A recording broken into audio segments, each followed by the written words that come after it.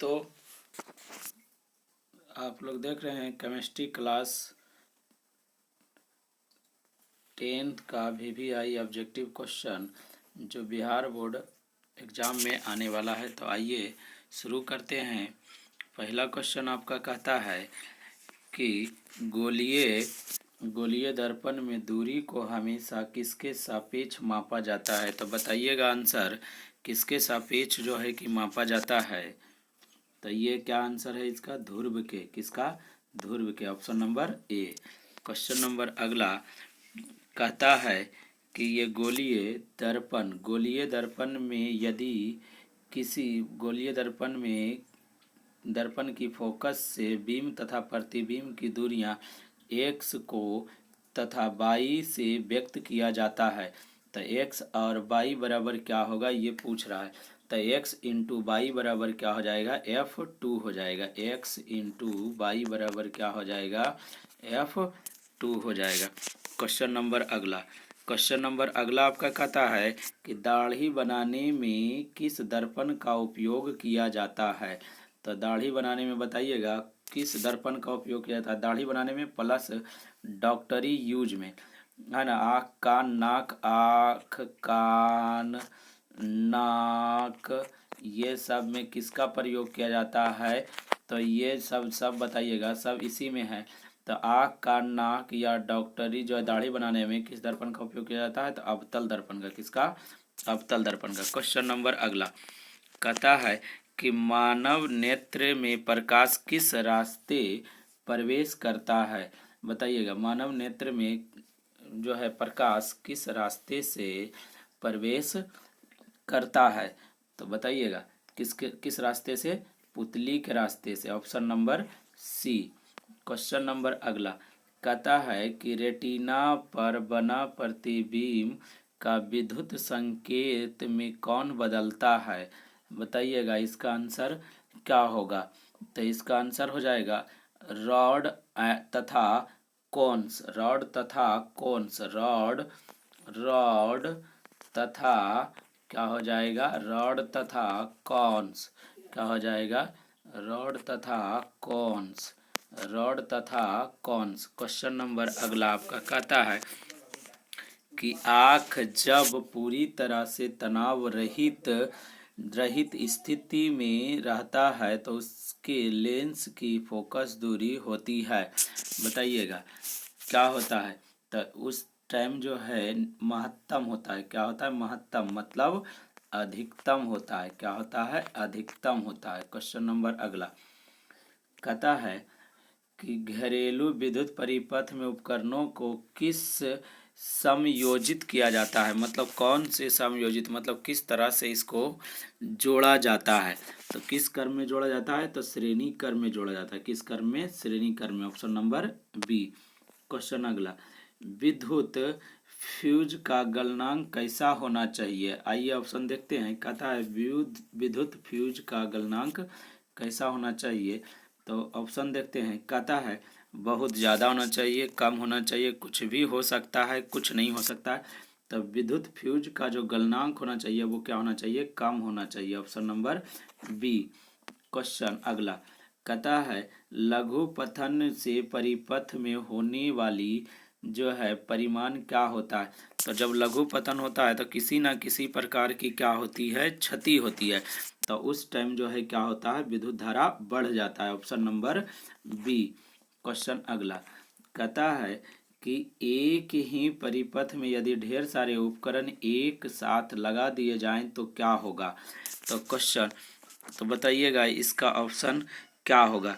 तो उस टाइम जो है बहुत सारे एक ही साथ जोड़ दिया जाता है तो परिपथ में, तो क्या हो जाएगा, अतिभ्रमण हो जाएगा, किसी न किसी प्रकार की क्षति होगा। तो ऑप्शन नंबर क्या हो जाएगा, बी। क्वेश्चन अगला क्वेश्चन कहता है नाभिकीय ऊर्जा में ऊर्जा का स्रोत क्या है। नाभिकीय ऊर्जा में ऊर्जा का स्रोत क्या है। बताइएगा क्या हो जाएगा। तो नाभिकीय ऊर्जा जब होता है तो उसमें द्रव्यमान का क्या होता है, हानि होता है। क्या होता है, द्रव्यमान। तो क्या हो जाएगा, option number B. Option number B. Question अगला कहता है यूरेनियम 235 के एक परमाणु के विखंडन से मिलने वाली ऊर्जा का मान क्या होता है?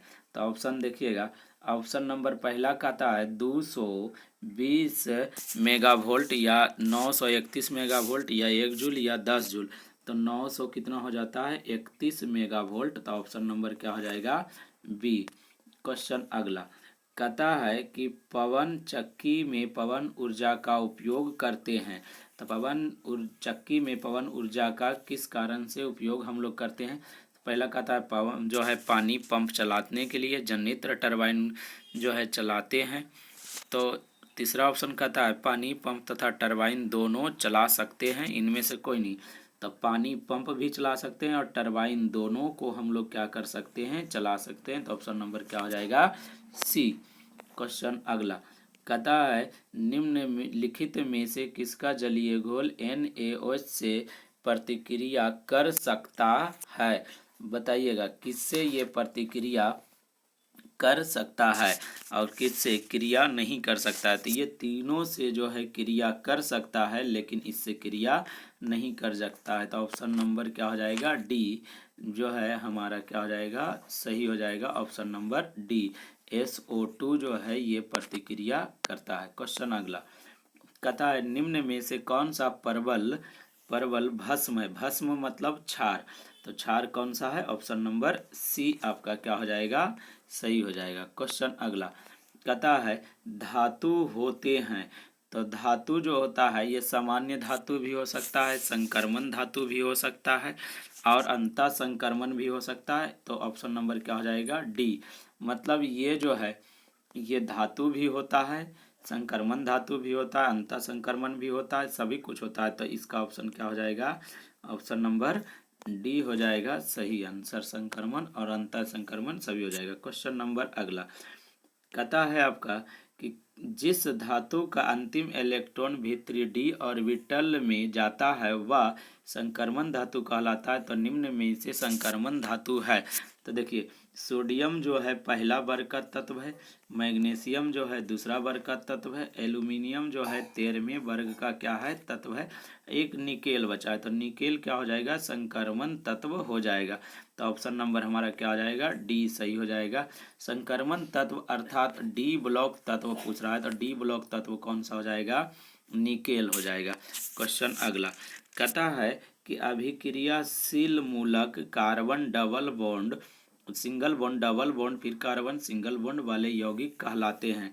तो ये जो है कहलाते हैं एल्कीन कहलाते हैं। क्या कहलाते हैं? एल्कीन कहलाते हैं। क्या कहलाते हैं? एल्कीन। एल्कीन कहलाते हैं। ये जो है यहाँ पर थोड़ा सा एल्कीन कहलाते हैं, यहाँ पर गलती लिखा हुआ है तो इसलिए ध्यान दीजिएगा। यहाँ पर क्या कहला जाएगा? एल्कीन कहलाएगा। क्या कहलाएगा? एल्कीन कहलाएगा। एल्कीन कहलाएगा। क्या कहलाएगा? एल्कीन। एल्कीन का सूत्र होता है CnH2n होता है, एल्कीन का सूत्र होता है। क्वेश्चन नंबर अगला कहता है कि निम्न जो है C3H8 है। तो C3H8 जो है संतृप्त हाइड्रोकार्बन भी है और संतृप्त हाइड्रोकार्बन भी है, एल्केन भी है, पैराफिन भी है। तो इनमें से क्या हो जाएगा? सभी हो जाएगा। ऑप्शन नंबर क्या हो जाएगा? डी हो जाएगा। क्वेश्चन अगला कहता है अब तक कितने तत्वों का पता चल चुका है? तो अब तक जो है 118 तत्वों का क्या हो चुका है? पता चल चुका है अब तक। पहले की बात करेगा कुछ जो है कि 2-4-5 साल पहले की बात करेगा तो 114 तत्व था, अब 118 तत्व हो गया है। क्वेश्चन अगला कहता है कि आवर्त सारणी में दाएं ओर यहाँ पर और लिखा गया है और जो है रखे तत्व कहलाते हैं। तो क्या कहलाते हैं? दाएं ओर जो है बाएं ओर रखे तत्व कहलाते हैं धातु और दाएं ओर रखे तत्व क्या कहलाते हैं? अधातु कहलाते हैं। क्वेश्चन नंबर अगला कहता है हृदय के बेसमों का सिंथिलन क्या कहलाता है? हृदय के जो है बेसमों का सिंथिलन क्या कहलाता है? डाइस्टॉल कहलाता है। क्या कहलाता है? डाइस्टॉल। ऑप्शन नंबर बी सही हो जाएगा। क्वेश्चन अगला मास्टर ग्रंथि कहलाता है। मास्टर ग्रंथि हम लोग किसको कहते हैं, तो प्यूटरी ग्रंथि को मास्टर ग्रंथि कहते हैं। क्वेश्चन ये बार बार पूछा जाता है, इसलिए आप लोग ध्यान रखिएगा। मास्टर ग्रंथि कहलाता है, या तो पूछेगा कि प्यूटरी ग्रंथि किसे कहते हैं, तो मास्टर ग्रंथि को कहते हैं। क्वेश्चन नंबर अगला कहता है कौन सा द्विलिंगी जंतु है, तो ये द्विलिंगी जो जंतु है, केचुआ भी है, हेड्रा भी है, फितकृमि भी है, इनमें से क्या हो जाएगा, सही हो जाएगा, सभी हो जाएगा। Option number D. कहता है मानव शरीर में लगभग कितना जीन होता है, तो देखिएगा जीन जो है कहता है कि 10,000 से 40,000, 30,000 से 40,000 तक, 30,000 से 60,000 तक। तो मानव शरीर में जो जीन होता है वो 30,000 से ले करके कहाँ तक होता है, 40,000 तक होता है। तो ऑप्शन नंबर क्या हो जाएगा, बी हो जाएगा। क्वेश्चन अगला कहता है बच्चों के लिए लिंग का निर्धारण किस गुण सूत्र पर निर्भर करता है, तो ये बच्चों का लिंग जो है निर्धारण करता है पिता के बाई गुण सूत्र पर। किस पर, बाई गुण सूत्र पर। तो ऑप्शन नंबर क्या हो जाएगा, सी। क्वेश्चन अगला कहता है इनमें से कौन पर्यावरण की सुरक्षा के लिए आवश्यक है, तो देखिए पर्यावरण के सुरक्षा के आवश्यक जो है पारंपरिक का पहला कहता है ऊर्जा, दूसरा कहता है वन रोपण, तीसरा कहता है हानिकारक कीटनाशकों का सीमित उपयोग, इनमें से सभी।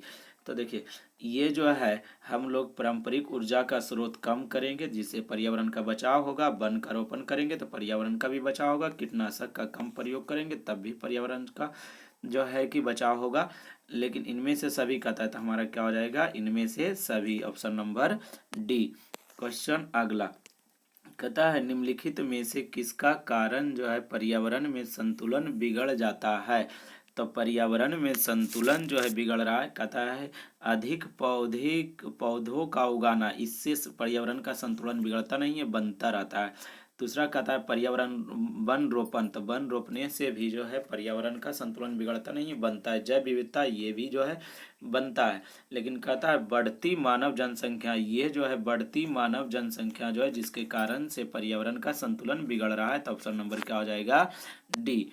क्वेश्चन अगला कहता है मनुष्य में प्रोटीन का पाचन कहाँ से शुरू होता है, बताइएगा। तो मनुष्य में प्रोटीन का पाचन कहाँ से शुरू होता है, तो ये आमाशय से होता है, ऑप्शन नंबर ए।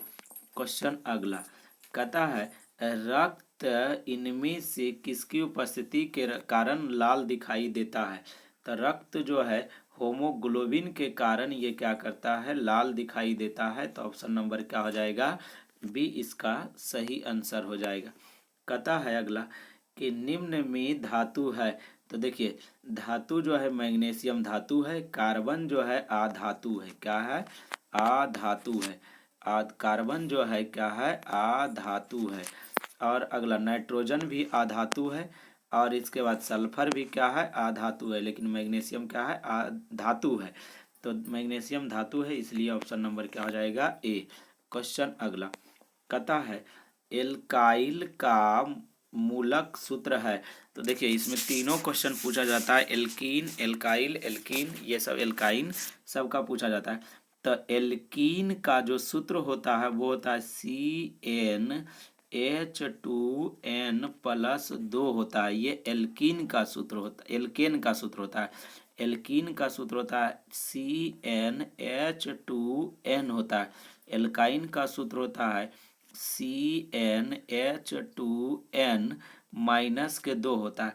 और एल्काइल का सूत्र होता है CnH2n+1 होता है, क्या होता है, +1 होता है। तो देख लीजिए +1 किस में है, ऑप्शन नंबर बी में। तो हमारा ऑप्शन नंबर बी क्या हो जाएगा, सही हो जाएगा। क्वेश्चन अगला कहता है कि ये C3H4 है, C3H4 जो है एक क्या है, असंतृप्त हाइड्रोकार्बन है। हाइड्रोकार्बन किसको कहते हैं, तो हाइड्रोकार्बन जिसमें कार्बन और कार्बन के बीच या तो डबल बॉन्ड रहे या तो कार्बन और कार्बन के बीच ट्रिपल बॉन्ड रहे, तो इसे असंतृप्त कहते हैं। असंतृप्त किसको कहते हैं, कार्बन और कार्बन के बीच सिंगल बॉन्ड रहे तो उसे संतृप्त कहते हैं। तो हमारा ऑप्शन नंबर क्या हो जाएगा, बी सही हो जाएगा। क्वेश्चन अगला प्राकृतिक जो है कहता है प्राकृतिक रबर किसका बहुलक है, तो आइए ऑप्शन देखिएगा, पहला कहता है आइसोप्रीन, दूसरा कहता है ब्यूटाइन का या डायूप्रीन का या एसिटिलीन का। तो ये प्राकृतिक रबर जो होता है वो किसका बहुलक होता है, आइसोप्रीन का होता है। क्वेश्चन अगला कहता है धातु के ऑक्साइड होते हैं, तो धातु के ऑक्साइड क्षारीय होते हैं और अधातु के ऑक्साइड क्या होते हैं, अम्लीय होते हैं। अधातु के ऑक्साइड क्या होते हैं, अम्लीय होते हैं। ध्यान रखिएगा एग्जाम में, ये धातु के ऑक्साइड जो होता है वो क्षारीय होता है, तो ऑप्शन नंबर क्या हो जाएगा, बी। लेकिन अधातु के ऑक्साइड जो होते हैं वो क्षारीय होते हैं। धातु के ऑक्साइड यहाँ पर पूछा था इसलिए क्षारीय होगा। क्वेश्चन अगला कहता है निम्न में से कौन सा वर्ग का तत्व जो है शून्य वर्ग का तत्व है।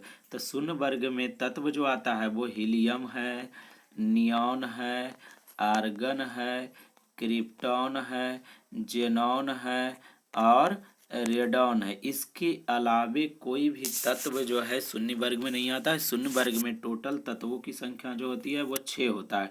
तो यहाँ पर देखिएगा शून्य वर्ग तत्व बोला है, तो कैल्शियम जो है दूसरे वर्ग का है, Br जो है 17वें वर्ग का तत्व है, लिथियम दूसरे वर्ग का तत्व है, हीलियम जो है शून्य वर्ग का तत्व है। तो इसलिए ऑप्शन नंबर क्या हो जाएगा, सी सही हो जाएगा। क्वेश्चन अगला कहता है निम्नलिखित में से कौन सा उपधातु है। तो उपधातु जो होता है गैलियम होता है, Ge होता है। ये सब जो है कि धातु है, लेकिन गैलियम जो है Ge जो है ये अधातु है। तो ऑप्शन नंबर क्या हो जाएगा, डी हमारा सही हो जाएगा। क्वेश्चन अगला कहता है हेमेटाइट किस धातु का अयस्क है। तो हेमेटाइट से लोहा निकाला जाता है। लोहा क्या निकाला जाता है, लोहा।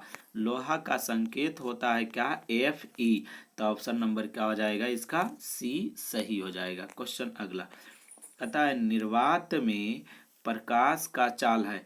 तो निर्वात में प्रकाश का चाल होता है 3 × 10⁸ मीटर प्रति सेकेंड होता है। तो ऑप्शन नंबर क्या हो जाएगा, ए सही हो जाएगा। कहता है आवर्त सारणी में वर्ग 1 के तत्व कहलाते हैं। तो आवर्त सारणी में वर्ग 1 के तत्व जो है कहलाते हैं क्षारीय धातु कहलाते हैं। क्या कहलाते हैं, क्षारीय धातु कहलाते हैं। तो ऑप्शन नंबर सी हमारा क्या हो जाएगा, सही हो जाएगा। संक्रमण तत्व जो है डी ब्लॉक तत्व कहलाता है। क्षारीय मृदा तत्व जो है ये भी वर्ग संख्या दूसरे का तत्व कहलाता है। लेंथेनाइड जो होता है वो छठे वर्ग का तत्व कहलाता है। तो ये आपका जो है चैनल को लाइक और सब्सक्राइब जरूर करिएगा।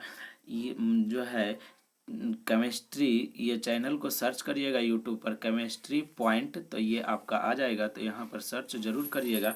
नंबर है, अगर किसी तरह के अगर दिक्कत होगा तो इस नंबर पर आप संपर्क कर सकते हैं। 7645904030 पर आप जो है संपर्क कर सकते हैं। और जो है चैनल को लाइक और सब्सक्राइब जरूर करिएगा। Thank you for watching. अगले नेक्स्ट वीडियो के लिए इंतज़ार करिए, आपका लोड हो जाएगा। Thank you.